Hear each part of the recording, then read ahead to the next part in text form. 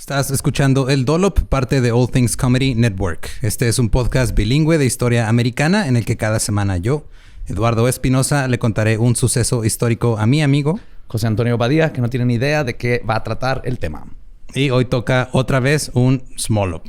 Yes. O sea, un dollop chiquito, un dollop, un dollop portátil. Pocket dollop. Que apenas llegó a la pubertad. Ándale, chiquitito. Todavía no tiene vellos. ¿Por qué lo tienes que llevar a ese lado?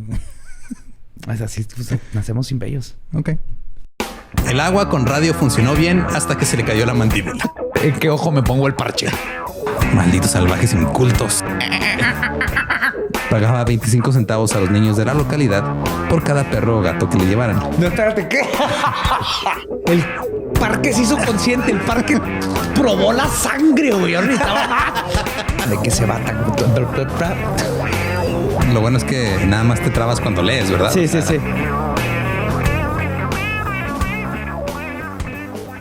Agosto de 1914. Venustiano Carranza se convierte en el encargado del Poder Ejecutivo de México. Lo que resultó en el fin de la mayoría de las batallas de la Revolución Mexicana. Que hecho es como dices tú, que por eso nada más festejamos los inicios, porque al final siempre es un cagadero. Sí, y nunca sabemos las qué batallas pasó. siguieron, nadie sabe qué pedo, ¿no? Pero el presidente estadounidense, Woodrow Wilson, decidió entonces retirar a las tropas que estaban en Estados Unidos, de Estados Unidos en México, para enfocarse en la Primera Guerra Mundial. Que había tropas. Bueno, pues estaba pasando algo más. Se dijo, mira, ya hay otro presidente, ya no se están peleando tanto, vénganse para acá, vámonos a pelear a otro lado. Y no me digas, y no le avisaron a los mexicanos y siguieron peleando como el vietnamita ese que encontraron 80 años después. O como el güey que acaba de salir de prisión y que duró 5 años más de su condena porque nadie le dijo que ya era libre de salir. No, ¿es en serio? Sí. Se siente feo cuando te pasa en la escuela, güey. Ya me imagino en prisión, pobre vato. Sí, o sea, sí, yo creía que llegar con uniforme de diario en día de uniforme de educación física era lo peor que te podía pasar. No, es lo peor. Sí, güey. Pero Pancho Villa, siendo un hombre difícil de controlar, por no decir un hijo de la chingada que hacía un cagadero, se negó a rendirse y continuó realizando escaramuzas en la frontera. Durante este tiempo, el tifus se convirtió en un problema. Comenzó a esparcirse desde la Ciudad de México y llegó hasta Veracruz y Jalisco. Y obviamente también se llegó a haber casos por estos lados, pero digamos que eso era una mini pandemia revolucionaria. Sí, ya tiene sentido, pues había más gente, densidad. Thomas Calloway Leah Jr. nació en Missouri en 1877. Se enlistó voluntariamente para pelear en la guerra hispano-estadounidense en 1898. Al final de la guerra decidió quedarse en Texas y se mudó a la ciudad fronteriza de El Paso. Justo aquí con nuestros vecinos. Obtuvo renombre como abogado penalista y obtuvo algo de fama por ser muy dramático en la corte. Yes. Sí, el güey parecía que estaba haciendo la audición para Suits cuando todavía no existía la televisión. Se aventaba así sus desmadres en la corte. Thomas decidió entrarle a la política y se postuló como candidato a la alcaldía en 1914, durante la era progresista. Hay una era en la historia estadounidense que le llaman la era progresista. No necesariamente quiere decir que era una época liberal, pero sí se enfocaban como que en la reforma de... Fue cuando empezó también el movimiento de las sufragistas. Empezaron la modernización de la industria y luego prohibieron el alcohol. O sea, no necesariamente eran liberales. Nada más estaban tratando dentro de sus conceptos, como mejorar un poco el país. También creían que la familia tradicional era lo único que existía. Ese tipo de cosas. Pero bueno. Ya estaban pensando en el Walmart. Thomas estaba obsesionado con la limpieza y quería limpiar la ciudad. Dijo que se desharía de los políticos viejos, sucios y corruptos, como el alcalde Charles Kelly y todos sus seguidores mexicanos. Sí. Nada más quiero énfasis en sucios, viejos y corruptos. Sí. Ahí salimos perdiendo, no sé por qué, güey. En ese tiempo había un impuesto electoral. O sea, para pagar... Tienes que pagar para poder votar. Cabrón. De hecho, hasta el 24º, la 24ª enmienda a la Constitución de Estados Unidos, que se pasó en los 60s, quitó este impuesto para que ya no hubiera precondiciones para votar. Claro, pues ahí pero nada más se quitó a nivel federal. Ya después cada estado fue quitando los suyos. Pero en ese tiempo te costaba $1 pagar. O sea, tienes que pagar $1 para votar. Que $1 en 1914, 1915 son $25 ahorita. O una caja de Kellogg's para no masturbarte. Es un chingo de lana. La mayoría de los trabajadores mexicoamericanos no podían pagarlo. Porque era una medida... lo que le llaman los gringos el voting suppression, ¿no? Claro. Suprimir el voto. que es una táctica que se sigue usando ahorita. Con las minorías. Desde ponerte un chingo de trabas para que no votes, porque si no votas, como poner a los yo agentes pierdo. de ICE allá afuera del... Sí, güey. Exacto. De donde votas. Entonces, lo que decía Charles Kelly era... Él le pagaba el impuesto a los mexicoamericanos para que votaran por él. ¡Yeah! Que también es ilegal porque estás comprando un voto, literalmente. ¡Buh! Sí, cierto. mi mente se fue así de que... Hola, mexicanos. Yo los quiero mucho. Les están quitando el derecho a votar. Tomen. No voy a pensar... Pero pueden votar por quien quieran. Era así. Si supieran los gringos que existe algo como nada más dar despensas y playeras con el logo de tu partido. Así de fácil. Está más barato. Y gracias a su compromiso de acabar con esta corrupción, Thomas Calloway Leigh Jr. fue elegido alcalde en 1915. Entonces, ¿De aquí del Pasito? De El Paso, Texas. Quiero hacer un paréntesis para hablar un poco sobre Chihuahuita, Texas. ¿Sabes lo que es Chihuahuita, Texas? No. ¿Ross? ¿Sabía? No es Ross. Pero creo que sí hay un Ross. Güey, Chihuahuita, Texas es el área del Paso, Texas, que está cruzando el Puente Negro. ¿Se llama Chihuahuita, Texas? Ajá. No sabía. Se llama Chihuahuita, Texas. Eso, el vecindario es el considerado el más viejo de la ciudad del Paso. Y como en algún punto de la historia fue el punto más próximo a la frontera, se le conoce como el primer barrio. Ok. Ya es que está el segundo barrio acá en El Paso, Ese Texas. sí lo ubico. Y el primero es Chihuahuita. El segundo barrio ha tenido mucha presencia en la lucha por la igualdad y todo el movimiento chicano. El primer barrio está... Aquí lo tenemos aquí en chinga, güey. No sabía. Y los que no saben, el puente... Puente Negro es un puente negro de fierro así imponente por donde pasa el tren. Exacto. En este territorio, hace más de 500 años, estaban los indios mansos, la tribu mansa. Bueno, la tribu manso se llama. Ajá. En 1581 llegaron los europeos y les trajeron ganado y caballos y les enseñaron a peste y viruela. Y otras cosas. Ajá. En 1630 el fray Alonso de Benavides intentó convertir a los mansos al catolicismo. Fracasó. Tuvo que llegar el fray García de San Francisco y Zúñiga 29 años después y construyó una de las misiones, que es la misión de Nuestra Señora de Guadalupe de los Mansos del Paso del Norte. ¿Ese es el nombre completo? Es el nombre completo. Nuestra Señora de Guadalupe de los Mansos del Paso del Norte. En 1768, los habitantes del área, liderados por don Joseph Sobrado y Orcasitas, construyeron una presa que llamaron, cito, La Presa, para contener el Río Grande o el Río Bravo. O nombres bien pendejos o... ¿Cómo le ponemos a ese rancho? Pues el rancho. Y a ese templo, el templo sagrado de nuestro corazón. Bendito sea el Señor de los cielos y la Virgen María también, por si acaso. Del Paso del Norte. Del Paso del Norte. Porque esta zona se inundaba un chingo. Cuando se crecía el cauce del río que tenemos aquí en la frontera, se inundaba un chingo. En 1818 llegó Ricardo Bruzuelas y puso un rancho que le llamó... Estoy mamando, no es el rancho. Era el rancho Bruzuelas. Ok, sí, está bien. Que tampoco es el gran nombre que digamos. Pero... Y cuando se puso ese rancho, muchas familias mexicanas empezaron a migrar a Chihuahuita, Texas. Que todavía no se le conocía como Chihuahuita, Texas. Pero en 1881 se construyó el ferrocarril de Santa Fe, que es el que pasa por el Puente Negro. Estados Unidos. Y empezaron a llegar más migrantes mexicanos. Y ya cuando empezaron a llegar más migrantes mexicanos fue cuando se le empezó a decir Chihuahuita. Porque ya había muchos chihuahuitas. Ajá. Exacto. El condado del Paso movió toda la prostitución regulada a Chihuahuita a finales de los 1800. ¡Yeah! Había un chingo de saloons, de tabernas clandestinas. Sí, pues obviamente llegamos los mexas con la party. Y las prostitutas tenían que pagar $5 a la semana como costo operativo al gobierno. Pero era legal. Era... O permitido. No era no ilegal. Ya, sí. Pero tenían que pagar como era como una especie de impuesto. Durante la Revolución Mexicana, que es más o menos por la época en la que llegó Calloway, muchos migrantes llegaron a Chihuahuita a buscar refugio. Unos iban huyendo de la revolución en sí.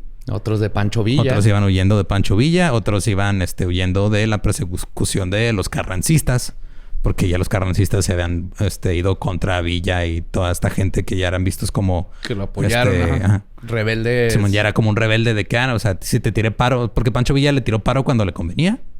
Sí. Y ya cuando dejó de ser conveniente, siguió haciendo su desmadre. Como los piratas. Ajá, exacto. Las viviendas eran baratas, pero las condiciones sanitarias eran deficientes. El drenaje no se daba abasto. No tenían servicio de recolección de basura gratuito. Y los reformadores de la era progresista veían a Chihuahuita como un área que necesitaba de atención. El Consejo Municipal hizo planes en julio del 2010. De 1910. Ay, cabrón. Sí, güey. De pavimentar calles. Es que llegó el 2010 y todavía no los pavimentaban. Sí, creo que aquí en Juárez no pavimentan las calles. En 1910 hicieron sus planes para pavimentar calles, expandir el servicio de agua potable. Y en septiembre del mismo año, el Departamento de Salud identificó 1,500 casas para demolición. En 1912, la ciudad del Paso de nuevo hizo planes para pavimentar y mejorar las condiciones de vida de los habitantes. Pero los problemas de infraestructura y salud continuaron empeorando porque hacían planes, pero no los llevaban a cabo. Sí, vamos a ayudarles y luego no pasaba nada. Chihuahuita era conocida en todo el país por tener una tasa de mortalidad muy alta. Incluso el doble de ciudades grandes como Nueva York. En un pedacito aquí del Paso. Sí, o sea, se moría... En una colonia. Sí, porque se moría el doble de... Digo, per cápita se moría la gente por las condiciones en las que estaban viviendo. Cito, probablemente en ningún lugar de los Estados Unidos pueden encontrarse condiciones tan crudas, bestiales y primitivas como las que existen en Chihuahuita. El periódico del Paso Herald publicó un artículo pidiendo a las autoridades de El Paso que anexaran Chihuahuita porque muchos lo veían como una colonia mexicana, güey, porque había puro mexicano. O sea, la consideraban técnicamente México, aunque estuviera en otro lado del río. Sí, porque era, o sea, como que no estaba establecido. Es que también ahorita digamos eso, pero eran los tiempos en los que podías cruzar sin pasaporte. Sí, nomás el río era una barrera geográfica, no hasta un 1917 límite. fue cuando pusieron ya la ley que te hacía sacar un pasaporte como mexicano para entrar a Estados Unidos. Entonces, ya que conocemos Chihuahuita, ahora vamos a lo que hizo Thomas con Chihuahuita. En 1916, usando la ayuda de tropas militares locales, Thomas destruyó cientos de casas de adobe, cito, infestadas de gérmenes, en Chihuahuita, forzando a muchos de sus habitantes a regresar a Ciudad Juárez. Por gérmenes no se refiere a pequeñas bacterias y esas cosas que se ven en microscopios, ¿verdad? ¿Qué? Continúa. Era germofóbico este güey. Y mexicofóbico también. Construyeron edificios nuevos de, cito, ladrillos americanos. Yeah. Sí, nada que ver con el adobe, que es más eficiente para mantener tu casa casas chida, de lodo que están frescas, no. Vamos a usar American bricks. Lo hacemos con nuestro trasero americano, que son fuertes. Y apretamos mucho todo el tiempo. También aprobó un decreto contra el cáñamo mexicano. ¿Sí sabes por qué? Esto es culpa de Villa y sus revolucionarios, güey. ¿Qué? Ajá. O sea, se asociaba a los revolucionarios mexicanos con el uso de la marihuana. El cáñamo es el cannabis sativa, pero es el cáñamo que se usaba para hacer cuerdas y para hacer el pulpa. Hemp. Sí, el hemp, de hecho. Entonces el hemp, cuando entró toda la prohibición de la marihuana, lo metieron junto con eso. Por culpa de Villa. Por culpa de que estaba asociado con los revolucionarios mexicanos buenos para nada que estaban infestando El Paso, Texas y otras cosas. Thomas también disfrutaba de usar de ropa interior de seda. ¿Cómo sabemos este dato histórico, güey? Es lo que más me impresiona. Alguien le preguntó o lo dijo en algún momento o se sabe por qué su amigo el Dr. Klutz le dijo que los piojos... Iba con un doctor que se apellidaba Klutz. Klutz. Es como si fuera Doctor Torpe. Torpe, ajá, exactamente. El Doctor Torpe, amigo de Thomas, le había dicho que los piojos que contagian el tifus no se quedan pegados en la seda. Entonces no era porque le gustara la textura o cómo se veía. No era Era un pedo higiénico. Travesti de closet, era higiénico. Sí, era higiénico. Y siendo germofóbico... Que fuera tanga era ya una decisión extra. Pero... Sí, ya que fuera tanga... se ve divino. El trasero americano. Con lentejuelas. Trasero americano para los ladrillos americanos. Yes, plano como América. Dentro de su germofobia, Thomas envió cartas y telegramas a oficiales en... Ahora sí lo voy a decir bien porque dije Washington y me empezaron a decir que esa no la pronuncias bien. Washington, D.C. Ya mamando. Pidiendo una cuarentena completa contra mexicanos en la frontera. Quería establecer un campo de cuarentena para detener a todos los inmigrantes mexicanos por un periodo de 10 a 14 días para asegurarse de que estuvieran libres de tifus antes de dejarlos entrar a los Estados Unidos. ¿Por qué me suena esa táctica, Eduardo? Recuérdame. Vamos a meter a mexicanos en jaulas para revisarlos antes de dejarlos entrar a Estados Unidos. No sé, fíjate, creo que... ¿Dónde lo he visto? No recuerdo, hay que revisar. Aquí a 3 cuadras. Exactamente. En el cruce internacional. Chingada madre. En fin. Mira, ahorita es porque no les quieren dar refugio. Antes era porque igual traían enfermedades. Sí. Que es parte de los argumentos que se usaron contra todas estas caravanas migrantes que venían a acabar con un país. Gente, güey. En fin. Antes de dejarlos entrar a Estados Unidos, quería asegurarse de que no tuvieran tifus.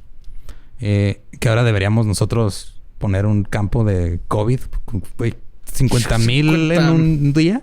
Ya. Holy shit. Aquí en Juárez fueron como 15, una cosa así. La diferencia. En El Paso fueron 200. O sea, tienen un pedo. Sí, entonces nosotros podríamos poner un campo de COVID y de esperarlos, dejarlos ahí de 10 a 14 días. Sí, les llevamos comidita y todo. Pero en fin, ese no es el punto. El punto no quiero politizar. Nada más quiero decir que los oficiales de Servicio de Salud Pública del Paso consideraban que esta medida era extremista. El doctor B.J. Lloyd, oficial del Servicio de Salud Pública de El Paso, le escribió al Surgeon General, o que es como el cirujano general de los Estados Unidos. Cito: el alcalde Lía quiere una cuarentena absoluta contra México. Cuando el alcalde Lía se emociona, siempre le manda telegramas a alguien en Washington. La última vez que ocurrió esto, le mandó un mensaje al presidente. La fiebre de tifus no es ahora y probablemente nunca sea una amenaza seria para nuestra población civil en los Estados Unidos. Probablemente tenemos fiebre de tifus en muchas de nuestras ciudades ahora. Me opongo a la idea por la razón de que el juego no desquita la vela. What? Justo investigué qué significa el juego no desquita la vela, porque también me llamó la atención. En inglés es The game is not worth the candle. Okay. Se refería a no vas a jugar con juegos de cartas. No vale la pena, gastarte la vela porque jugaban con velas, no había electricidad todavía. Porque el juego va a estar malo. El juego, o sea, vas a perder más que una vela. En fin, no pusieron campos de cuarentena. Pero Lloyd no era tan buen pedo como se escucha. Le pareció buena idea poner estaciones para despiojar a los migrantes. What? Usando lenguaje similar al de Thomas Lea, Lloyd le dijo a sus superiores que estaba dispuesto a, cito, bañar y desinfectar a toda la gente sucia, piojosa que está viniendo a este país desde México. Probablemente deberemos continuar el trabajo de matar piojos en los efectos de inmigración en la frontera mexicana por muchos años. Ciertamente no menos de 10 y probablemente hasta por 25 años o más. ¡A la verga! 25 años matando piojos. Sí. Y entiendo que como salud se está buscando matar habían piojos. Ajá. Asumo que todo se hizo con dignidad y educación. Sí, ajá.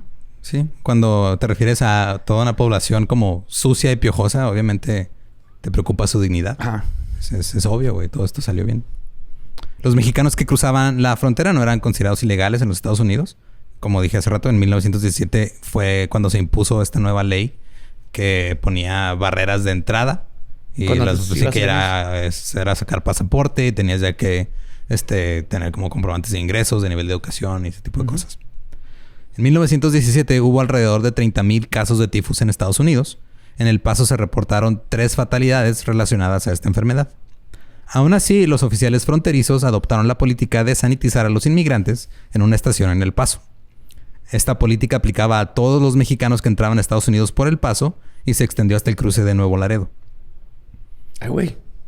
Allá bien lejos. Sí, está bien lejos. En el cruce, los hombres y mujeres eran separados. Los niños iban con las mujeres. Eran llevados a diferentes edificios donde les retiraban la ropa y artículos de valor para ser vaporizados.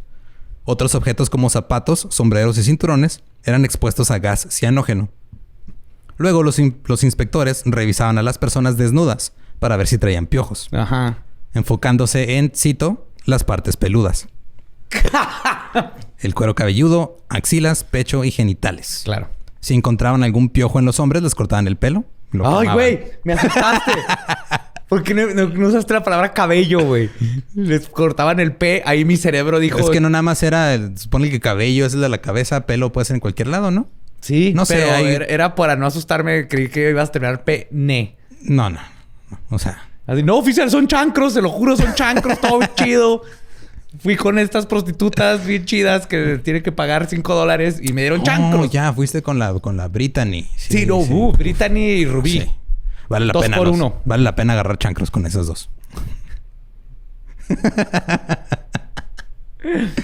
De hecho, hay gente que le molesta la palabra cabello, ¿sabías? Que les da como cosa. Slobotsky es uno de esos. Dice que le da asco decir cabello. No entiendo por qué, pero... No, cabello.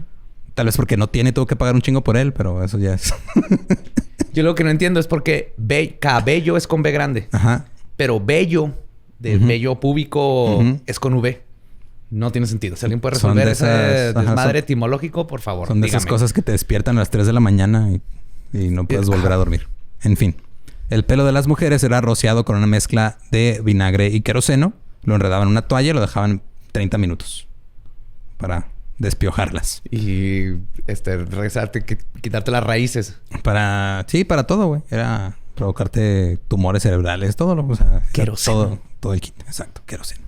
Es una palabra magnífica, güey. Esa palabra es gloriosa. Nada mejor que traer algo inflamable en tu cabello. Flamable, inflamable es lo mismo.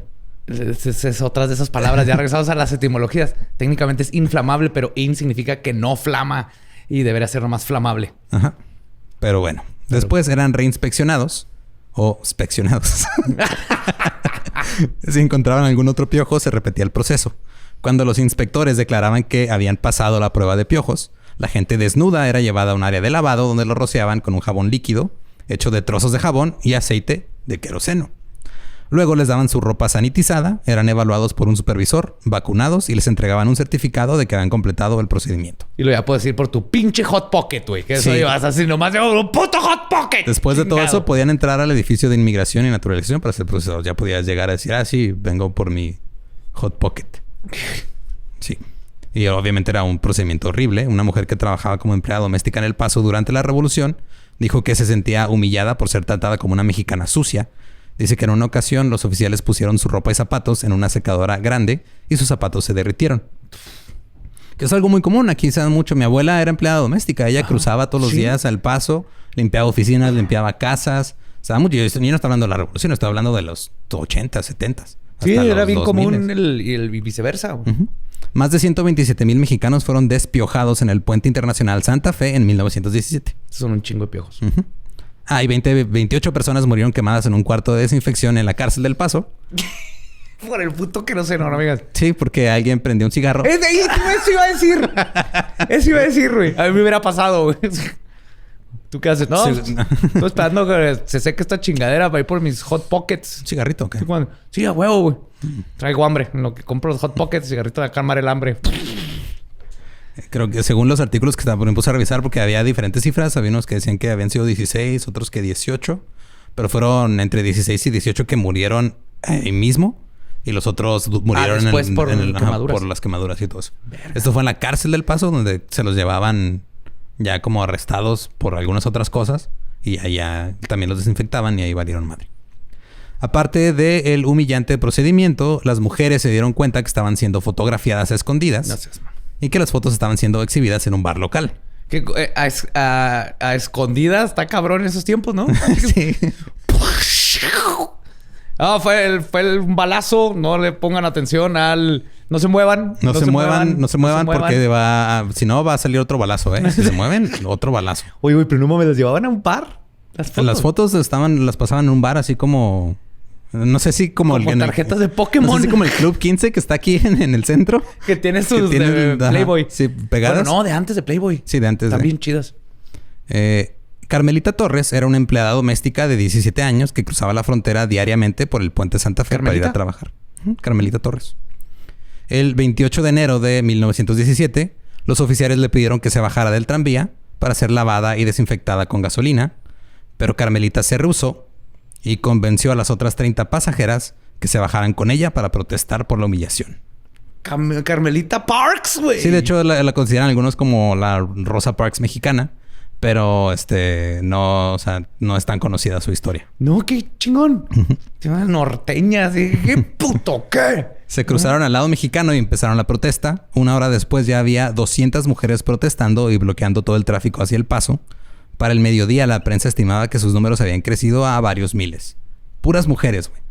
Protestando contra güeyes que las estaban encuerando y desparasitando y tomando las fotos. Claro, que era una humillación pública, obviamente. Marcharon en grupo hacia la estación de desinfección y les empezaron a gritar a todos los que se estaban sometiendo al proceso de ser despiojados. Decía, güey, no se dejen. Ajá, o sea... Esto está mal. ¿Qué estás haciendo? ¡Pendejo! Ajá.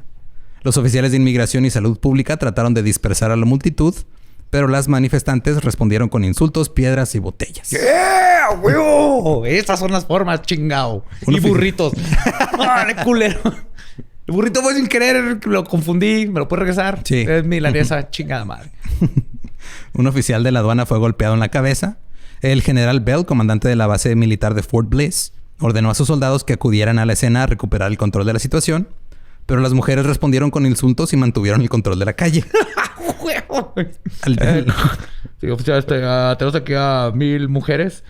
Están aventando burritos. Son burritos de milanesa. Y piedras. Ya nos descaloraron un cabrón. Y otros 3 se fueron a comer su burrito. Entonces necesitamos refuerzos, oficial. Ya no tenemos refuerzos, pero si sobra uno de rojo, ¿me lo traes? Vaya, agarre 2 de verde. Cuando encuentre el de rojo, te lo guardo. Gracias. Cambio fuera. Al día siguiente los periódicos se referían a ellas como las amazonas. ¡Oh! Una amazona golpeó al sargento J.M. Peck en la cara con una piedra, le cortó la mejilla y se acostaron sobre las vías del tranvía, porque antes había un tranvía que cruzaba la frontera. Te subías, vergas eso. Se acostaron sobre las vías para que ya no siguieran avanzando. Cuando los carros se detuvieron, las mujeres empezaron a arrancar los controles de los carros del tranvía. Los maquinistas empezaron a huir. Uno trató de correr al lado americano del puente, pero fue capturado por 3 o 4 mujeres que procedieron a partirle su madre. ¿Qué puto qué? ¡Ah! ¡Freedom!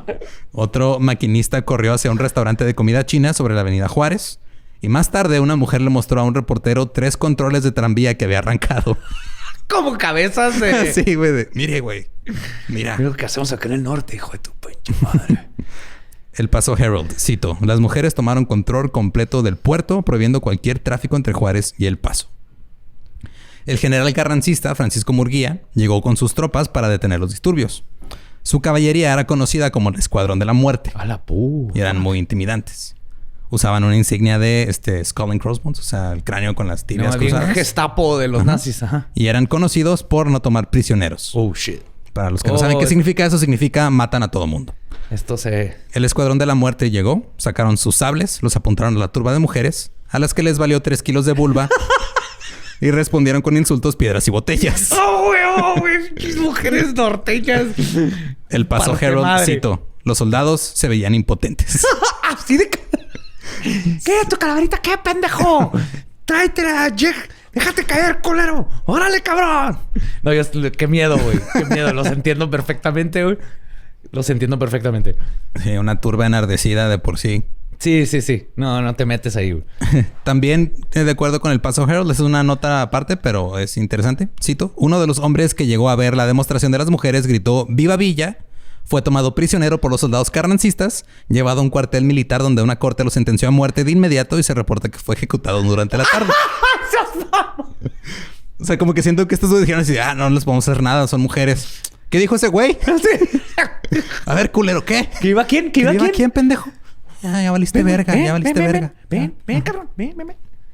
Este reporte después fue negado por las autoridades mexicanas. Sí, se dispararon varios tiros en el área de los disturbios, pero nadie salió herido, por lo menos no de bala. Pusieron guardias extras en el turno. Y justo después de mediodía, oficiales mexicanos enviaron a un representante al puente a solicitar una conferencia. 2 oficiales americanos vinieron a Juárez. Las autoridades mexicanas dijeron que harían todo lo que estuviera en su poder para dispersar a la turba. Y les mandaron a los soldados. Y ya los soldados hicieron que se dispersaran las mujeres. O sea, pero ya los llevaron así a marchar, güey, directo. Oye, güey, como pinche ataque militar ya. El tráfico entre Juárez y El Paso se reanudó rápidamente. Carmelita Torres y las otras líderes fueron arrestados. La razón por la que Carmelita Torres se dice que es como la Rosa Parks, pero que no se le conoce tanto, es porque no cambió la política, güey. El procedimiento de despiojar en la frontera duró por décadas. Se fue hasta los 50. O sea, ella lo comenzó y ya no lo siguieron. Y no pasó nada más. Ay, gracias, ejército mexicano. Además vinieron a calmar el pedo chingar. Y ya, sorry, güey. Ya, por estas morras, sorry. Incluso empezaron a usar DDT y otros insecticidas. ¿What? Ajá. Eventualmente, en los 50s, dejaron de hacerlo porque se dieron cuenta que estos químicos eran peligrosos. Los oficiales fronterizos estadounidenses comenzaron a despiojar y rociar la ropa con un pesticida llamado Cyclone B. Estoy hablando esto ya de los 20s. ¿Te suena ese nombre? Bien cabrón. Que lo usaban los nazis, ¿no? Ajá. Esta fumigación se llevaba a cabo en un área del edificio que ellos llamaban, cito, las cámaras de gas. Sí. Estoy hablando de los 20s. En 1938, un artículo científico en un diario alemán elogió el uso de Cyclone B por parte de los oficiales fronterizos para fumigar mexicanos. O sea, te estaba masturbando viendo esa... Oh, sí, los estadounidenses están usando Cyclone B. Cámara de gas. Se me ocurrió algo. ¡Adolfo! Le decían Fito de cariño. ¡Fito! A principios de la Segunda Guerra Mundial, los nazis adoptaron el Zyklon B como un agente de fumigación en los cruces fronterizos y campos de concentración. Más tarde, cuando se puso en marcha la solución final, los nazis usaron el Zyklon B para lo que ellos llamaban cámaras de gas. Exacto. Para matar gente.